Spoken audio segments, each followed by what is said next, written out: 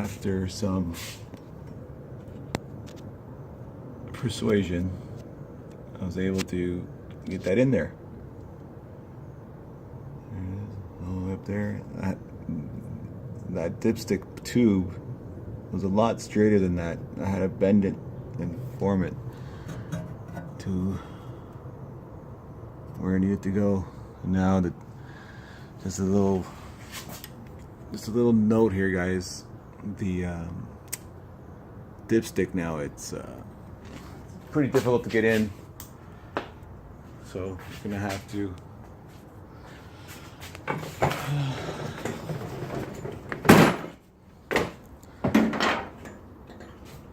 it's just a factory one there for now. I have there it is, it's bolted to a header stud.